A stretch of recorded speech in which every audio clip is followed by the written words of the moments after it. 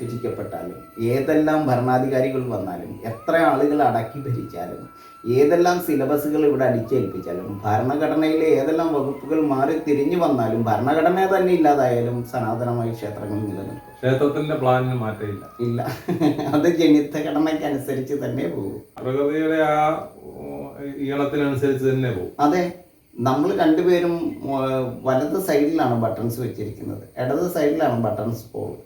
ഈ ഇടത് സൈഡിലാണ് പോക്കറ്റ് വരിക, അല്ലേ? അപ്പോൾ നമ്മൾ വലത്തൂടാണ് ഇവിടെ മുണ്ടുകൊടുക്കുക. ഇതെല്ലാം കാറ്റിൻ്റെയും കാലാവസ്ഥയുടെയും അനുസരിച്ചിട്ടാണ് ആ വസ്ത്രധാരണ രീതി. ഇത് തിരിഞ്ഞാണെങ്കിൽ അങ്ങയുടെ വേർപ്പ് എനിക്ക് ശ്വസിക്കേണ്ടി വരും, എൻ്റെ ശ്വസനത്തിന് അത് തടസ്സം സൃഷ്ടിക്കും. എപ്പോഴും നമ്മൾ ഒരുപോലെ നീറ്റ് ആൻഡ് ക്ലീൻ ആയിരിക്കണമെന്നില്ലല്ലോ. അപ്പോൾ നമ്മൾ കാറ്റിനും കാലാവസ്ഥയ്ക്കും ഒക്കെ അനുസരിച്ചിട്ടാണ് ജീവിക്കുന്നത്. അതിനനുസരിച്ചിട്ടാണ് ഈ ക്ഷേത്ര സംവിധാനങ്ങളെല്ലാം. അങ്ങനെ അങ്ങോട്ട് പറയുമ്പോൾ ആ ക്ഷേത്രത്തിലെ ദേവത, ദൈവം എന്ന് പറയുന്നത് ഈ കാറ്റും ഈ മണ്ണും ജലവും ആകാശവും. അതെ. അപ്പൊ വിഗ്രഹം അവിടെ പ്രതിഷ്ഠിച്ചിരിക്കുന്നു. അവിടെ വിഗ്രഹം എന്ന് പറഞ്ഞാൽ വിഗ്രഹിച്ച് അർത്ഥത്തെ ഗ്രഹിക്കുന്നതിന് വേണ്ടിയിട്ട് നമ്മൾ ഉള്ളിൽ ബിംബിക്കുന്നതാണ് അവിടുത്തെ ബിംബം. അതാണ് വിഗ്രഹം. ആ വിഗ്രഹം അവിടെ പ്രതിഷ്ഠിച്ചിരിക്കുന്നതിന് കാരണം ആ ക്ഷേത്രദേശത്ത്, ആ പ്രദേശത്ത് ത്രിഗണ സിദ്ധാന്ത പ്രകാരം ഏത് ഗണത്തിനാണോ ക്ഷാമം സംഭവിച്ചിരിക്കുന്നത്, അതായത് ശൈവഗണത്തിനാണോ ജൈവഗണത്തിനാണോ ദൈവഗണത്തിനാണോ ഏതിനാണോ ക്ഷതം സംഭവിച്ചിരിക്കുന്നത്, ക്ഷയം സംഭവിക്കാൻ സാധ്യതയുള്ളത്, അതിനെ ക്ഷതത്തിൽ നിന്നും ക്ഷയത്തിൽ നിന്നും ക്ഷേമപ്പെടുത്തുന്നതിന് വേണ്ടിയിട്ടുള്ള യന്ത്ര സംവിധാനത്താലാണ് ഗർഭഗ്രഹം. ഗർഭഗ്രഹം എന്ന് പറയുമ്പോൾ മനസ്സിലാകേണ്ടത് ദേവൻ എന്നും മൈനറാണ്.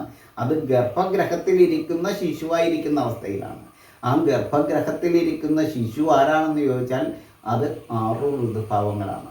ഇപ്പോൾ വസന്തം, ഗ്രീഷ്മം, വർഷം, ശരത്ത്, ഹേമന്തം, ശിശിരം എന്ന് പറയുന്ന 6 ഋതുക്കളുടെ ആരോഹണ അവരോഹണ അടിസ്ഥാനത്തിൽ ഋതുസംക്രമ പൂജകളാടുന്ന, ഋതുക്കളെ ഗർഭം ധരിക്കുന്ന ഗർഭഗ്രഹങ്ങളോട് കൂടിയിട്ടുള്ള സർവശാസ്ത്ര നിലയങ്ങളായിട്ട് ത്രിഗണത്തെ സംരക്ഷിച്ച് ത്രിലോകത്തിലും ജീവനെ നിറയ്ക്കുന്നതിന് വേണ്ടിയിട്ടുള്ള ക്ഷേത്ര സർവശാസ്ത്ര സംവിധാനമാണ് ഇത്. ഒരു ശാസ്ത്ര നിലയമാണ്. ശാസ്ത്ര നിലയമാണ്. ഏതെങ്കിലും ഒരു ശാസ്ത്രത്തിലല്ല, സർവശാസ്ത്ര നിലയമാണ്. അതെ. അപ്പോ ശാസ്ത്ര നിലയത്തിലേക്ക് നമ്മൾ കയറി ചെല്ലുമ്പോൾ ഉണ്ടാകേണ്ടതായ ചില ചിട്ടകളുണ്ടല്ലോ. ഉണ്ട്. അതെല്ലാം പാലിച്ചുകൊണ്ട് വേണം നഗ്നപാതരായിട്ട്, നഗ്നമായിട്ടുള്ള ശിരസ്സുള്ളവരായിട്ട് വേണം അവിടെ പ്രവേശിക്കാൻ. മുൻധാരണകളോ അന്ധവിശ്വാസങ്ങൾ തലയിൽ പേറിയോ അല്ല അവിടെ ചെല്ലേണ്ടത്. ഒരു ഗർഭഗ്രഹത്തിൽ ഒരു ശിശുവിനെ നമ്മൾ ദർശിക്കാൻ വേണ്ടിയിട്ട് നമ്മൾ എങ്ങനെ ചെല്ലുന്നു? ഒരു ലബോറട്ടറിയിലോട്ടൊക്കെ ചെല്ലുന്ന പോലെ. അതെ, അത്രയും പരിശുദ്ധമായിരിക്കുന്ന, അതായത് ഒരു ഋതുവിനെ ഗർഭം ധരിക്കുന്ന അവസ്ഥയിൽ ഗർഭഗ്രഹങ്ങളോട് കൂടിയിട്ടുള്ള ശ്രീകോവിലുകളുള്ള അത്രയും പരിശുദ്ധമായിരിക്കുന്ന ആ അന്തരീക്ഷത്തെ ജനിപ്പിക്കുന്ന, തേൻ സമാനമായിരിക്കുന്ന തീർത്ഥത്തെ ജനിപ്പിക്കുന്ന ക്ഷേത്രഭൂമി എന്ന് പറഞ്ഞാൽ അവിടുത്തെ ശുദ്ധിയെക്കുറിച്ച് അറിയാലോ. ആ ശുദ്ധി പ്രവൃത്തി എന്ന് പറയുന്നത്, നമ്മളെ വൃത്തി എന്ന് പറയുന്നതിനേക്കാൾ കുറച്ചും കൂടെ ശ്രേഷ്ഠമാണ് പ്രവൃത്തി. 5 രീതിയിലും ശുദ്ധമായെങ്കിൽ മാത്രമേ നമ്മളൊരു പ്രവൃത്തി ചെയ്യുന്നു എന്ന് പറയാൻ പറ്റുള്ളൂ. മനസ്സിലായോ? നമ്മൾ ചെറുതായിട്ട് പറയുന്നു, നമ്മളൊരു വൃത്തി എന്ന് പറയുന്നതിനേക്കാൾ കുറച്ചും കൂടെ വലിയ കാര്യമാണ് പ്രവൃത്തി. അപ്പോൾ നമ്മളൊരു ക്ഷേത്രത്തെ ശുശ്രൂഷിക്കുക എന്ന് പറഞ്ഞാൽ നമ്മൾ ഒരു പ്രപഞ്ചത്തെ ശുശ്രൂഷിക്കുന്ന ഒരവസ്ഥ തന്നെയാണ്. അതെ, അല്ലേ? ത്രിലോകത്തെ ജനിപ്പിക്കാൻ, ത്രികാലത്തെ ജനിപ്പിക്കാൻ, ത്രിഗണങ്ങളെ പരിപാലിച്ചുകൊണ്ട് അവിടെ ഒരു കണത്തിനും ക്ഷയം സംഭവിക്കാതെ സർവ പത്രികളാൽ ആശുപത്രികളെ ജനിപ്പിച്ചുകൊണ്ട് ഒരു ആശുപത്രിയിൽ ഒരു ഗർഭസ്ഥ ശിശുവിൻ്റെ അവസ്ഥയിലാണ് ശ്രീകോവിലിൽ കയറ്റിയിരിക്കുന്നത്. ആശുപത്രി എന്ന് പറഞ്ഞാൽ, ആശു എന്ന് പറഞ്ഞാൽ കാറ്റാണ്. കാറ്റാണ്. പ്രാണൻ വായുവിൽ നിറഞ്ഞിരിക്കുകയാണ്. അതെ. ആ ആശുപത്രികളെ നിർമ്മിക്കുന്നത് പത്രികകളാണ്, ഇലകളാണ്. ആ ഇലകളാണ് ആശുപത്രികളെ സൃഷ്ടിക്കുന്നത്, ആരോഗ്യ കേന്ദ്രങ്ങളെ സൃഷ്ടിക്കുന്നത്. ഈ ആരോഗ്യ കേന്ദ്രങ്ങൾ എന്ന് പറഞ്ഞാൽ ദേവാലയങ്ങളാണ്. ആതുരാലയങ്ങളെക്കാൾ ശ്രേഷ്ഠമായിട്ടുള്ള ആരോഗ്യ നിലയങ്ങളായിട്ടാണ് ക്ഷേത്രങ്ങൾ നിലനിൽക്കുന്നത്. അപ്പോൾ ക്ഷേത്രങ്ങൾ മോശമായാൽ ആതുരാലയം വേറെ പണിയേണ്ട വരും. ഇപ്പോൾ ആതുരാലയങ്ങൾ പണിത് നമ്മൾ എല്ലായിടത്തും ഹോസ്പിറ്റലും മെഡിക്കൽ ഷോപ്പുകളുമാണ് എല്ലായിടത്തും.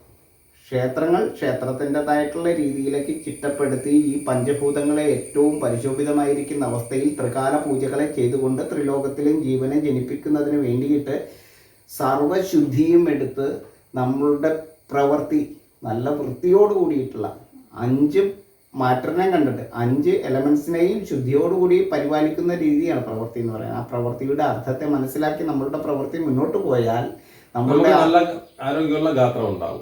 നമ്മുടെ ആഹാരവും ആചാരവും എല്ലാം നല്ല രീതിയിൽ ചിട്ടപ്പെടുത്തിയാൽ നമുക്ക് നല്ല ഗാത്രങ്ങളുണ്ടാവും. നല്ല ഗാത്രത്തിന് വേണ്ടിയിട്ടാണ് നല്ല ക്ഷേത്രം. നല്ല ഗാത്രം ഉണ്ടെങ്കിൽ ആശുപത്രിയുടെ ആവശ്യം. അതെ, ആശുപത്രിയുടെ ആവശ്യമില്ല. നമ്മൾ ഇന്ന് എപ്പോഴും ആശ്രയിക്കുന്നത് ആശുപത്രികളെയാണ്. രോഗം വന്നു കഴിഞ്ഞിട്ടല്ല ക്ഷേത്രങ്ങളിൽ പോകേണ്ടത്, രോഗം വരാതിരിക്കാനുള്ള കാവലുകളാണ് കാവുകൾ. അപ്പോൾ അത്തരത്തിലുള്ള കാവല് നമുക്കിന്ന് ഉണ്ടോ? കാവുകളുണ്ടോ? നമ്മൾ താമസിക്കുന്ന ഇടങ്ങളും അതിന്റെ ഒരു പ്രതീകങ്ങളായി മാറിയെങ്കിലേ പറ്റുള്ളൂ. കാരണം ക്ഷേത്രത്തിലേക്ക് പോകുമ്പോൾ ഐശ്വര്യമുള്ള വസ്തുക്കൾ കൊണ്ടുപോകണമെന്നുണ്ടെങ്കിൽ ഇന്ന് മാർക്കറ്റിൽ കിട്ടുന്ന സാധനങ്ങൾ വാങ്ങിച്ചുകൊണ്ട് പോകാതെ നമ്മുടെ മുറ്റത്തു നിന്നും നമ്മുടെ പറമ്പിൽ നിന്നുമായിട്ടുള്ള പുഷ്പങ്ങളും മറ്റു കാര്യങ്ങളും ശേഖരിച്ച് ക്ഷേത്രത്തിലേക്ക് അവിടുത്തെ ആവശ്യത്തിന് ശുശ്രൂഷയ്ക്ക് വേണ്ടി കൊണ്ടുപോകുന്ന സാഹചര്യം വരുമ്പോൾ നമ്മൾ താമസിക്കുന്ന ഇടങ്ങളും ആരോഗ്യപൂർണ്ണമാവും. തീർച്ചയായും ഇതിനകത്ത് ആദ്യം മനസ്സിലാക്കേണ്ടത് ഒരു ആരോഗ്യമുള്ള ഒരു ആത്മാവിനെ സൃഷ്ടിക്കുക, ഒരു ബ്രെയിനെ സൃഷ്ടിച്ചെടുക്കുക, അതിൻ്റെ അണ്ടറിൽ ഒരു നല്ല മനസ്സിനെ സൃഷ്ടിച്ചെടുക്കുക, സ്നേഹമുള്ള ഒരു മനസ്സിനെ സൃഷ്ടിച്ചെടുക്കുക. അത് രണ്ടും ഇരിക്കുന്നത് നല്ല ആരോഗ്യമുള്ള ഒരു ഗാത്രത്തിലാക്കുക. അപ്പോൾ ആദ്യം അകവും പുറവും ശുദ്ധീകരിക്കുക. നല്ലൊരു ഗാത്രശുദ്ധി, ശരീരശുദ്ധി ഉണ്ടെങ്കിൽ മാത്രമാണ് നമ്മൾ ആ വീട് ശുദ്ധമാക്കേണ്ടത്.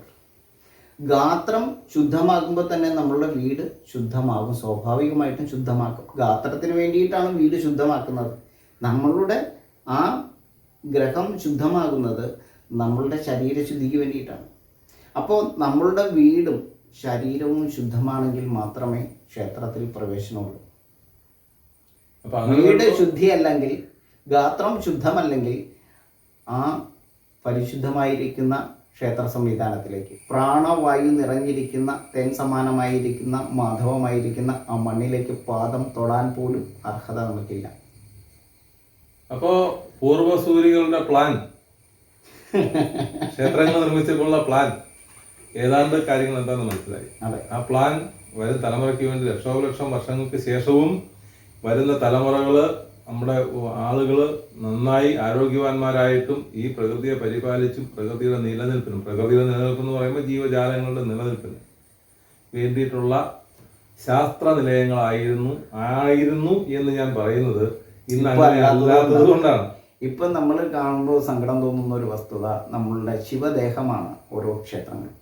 ശവദേഹങ്ങളാക്കാനായിട്ടുള്ള ശ്രമം നടക്കുന്നുണ്ട്. ഞാൻ ഈ ആദ്യം പറഞ്ഞ പോലെ രക്ഷസിനെ പ്രതിഷ്ഠിക്കുക, രക്ഷസ് ബ്രാഹ്മണന്റെ അപമൃത്യു വന്ന പ്രേതമാണെന്ന് പറയുക, പത്മം വിട്ട് തിടപ്പള്ളിയിൽ പ്രേതത്തെ ഊട്ടുകയാണെന്ന് പറയുക. ഇതുപോലെ തന്നെ ഇപ്പോൾ വേറൊരു സംവിധാനം കൊണ്ട് അച്ഛനും അമ്മയും മരിച്ച ചിതാഭസ്മം കൊണ്ട് ഓരോ ക്ഷേത്രത്തിൽ നടക്കുന്ന ഒരു സംവിധാനം കൂടി ഇപ്പോൾ വരുന്നുണ്ട്. ഇതിനകത്ത് മറ്റൊരു കാര്യം കൂടെ അങ്ങോട്ട് ഇപ്പൊ ചോദിക്കാനുണ്ട്. അങ്ങ് പറഞ്ഞതനുസരിച്ച് പറയുമ്പോൾ